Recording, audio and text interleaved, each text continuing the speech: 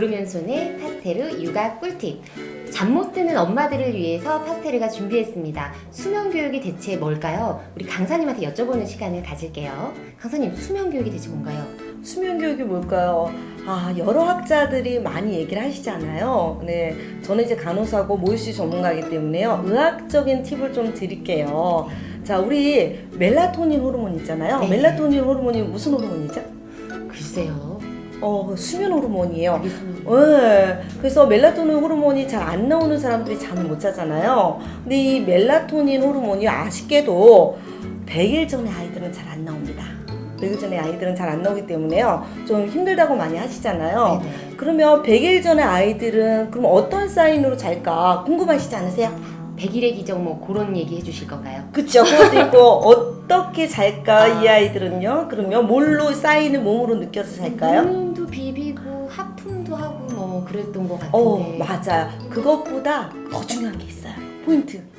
포만감에 의해서만 잡니다. 포만감에 의해서만. 그래서 충분히 많이 먹은 아이들이 자는 거죠. 그러면 100일 전에 아이들은 수면 사이클이 어떻게 움직이는 줄 아세요? 몇 분 간격으로? 수면 사이클이라는 거 들어보셨어요? 들어보긴 했는데. 그쵸. 근데 일반 산모님들은 잘 모르세요. 자, 수면학회에서 얘기하는 거는요. 자, 60분마다 100일 전에는 사이클이 옵니다. 1시간. 네, 1시간마다 오는데요. 그러면 1시간마다 의학적으로 깬다는 사실이에요. 깰 때 어떤 현상이 일어날까요? 우나요? 울어요. 울기도 하고 또 하나는 눈을 깜빡깜빡. 눈도 깜박깜박하고요. 아이들이 배내짓도 하죠. 배내짓도 해요. 근데 우리가 만약에 모유양이 적거나 분유양이 적어서 1시간마다 깬다. 네네. 그러면 그런 아이들은 깨워서 좀 먹여야 될까요? 안 먹여야 될까요? 먹여야 돼요. 먹여야 돼요. 근데 충분히 내가 모유수유를 했어요. 충분히 분유수유를 했어요. 네. 그런 아이들이 만약에 수면 해리 현상, 그건 뭐냐면요.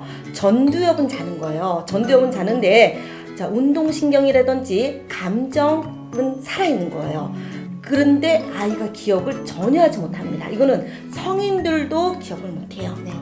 그래서 충분히 먹었을 때는 우리가 굳이 깨울 필요가 없는 거. 없는 거예요. 그래서 100일 전에 성모님들은요, 아이를 지켜봐 주시는 거예요. 아이가 설사 응애 하고 크게 울어서 막 달려가잖아요. 막 달려갔는데 딱 보면 아이는 크고 다시 잡니다. 그래서 그때는 5분에서 10분 정도는 지켜봐 주시는 게 꿀팁이에요.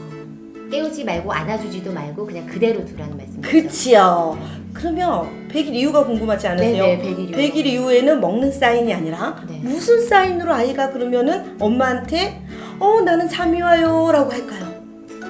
눈을 비비나요? 그치, 아까 말씀하셨어요. 그거는 아이마다 약간의 차이는 있지만 눈을 비빈다든지 머리를 잡았든지 맞아요. 그러면 귀를 만진다든지 아니면 엄마 볼을 만진다든지 그럽니다. 그러면 100일 이후에 아이들은 자, 사인이 오자마자 어떻게 해야 될까요? 눕혀야지 되죠. 맞아요. 내려놓으셔야 돼요. 내려놓으셔야지만 아이가 자죠. 근데 뒹굴뒹굴 하는 애도 있고 아니면은 이때 우는 아이도 있어요. 그럼 우리가 의학적으로 좀 도움을 좀 받아야 돼요. 네네. 그래서 백색 소음을 조금 틀어놓으시면 도움이 많이 됩니다. 네. 그래서 그렇게 유도하시면 되고요. 근데 내가 수면 의식을 제대로 못해서 안 하지 자는 아이들 있잖아요. 네네. 굉장히 많이 힘들어하십니다, 엄마들이요. 그럴 때는 어쩔 수 없이 너무 많이 울면 잠깐 안고 있다가 자면 살짝 내려놓으시는 거예요. 그래서 시간을 점점 단축시키는 게 가장 좋습니다. 네. 그러면 이제 수면 환경도 좀 중요하잖아요. 맞아요. 근데 습도, 뭐 온도 막 이런 거는 좀 정해져 있는데 조명이 굉장히 여러 군데에서 좀 많이 나오더라고요. 그래서 어떤 그쵸. 게 정답인지 콕 집어서 좀 얘기를 해주시면. 자, 제가 아까 그랬죠. 100일 전에 아이들은 멜라토닌 호르몬이 안 나온다 그랬잖아요. 우리가 밤낮 구별은 몇 주에 되는지 아세요? 몇 주에 아이들이?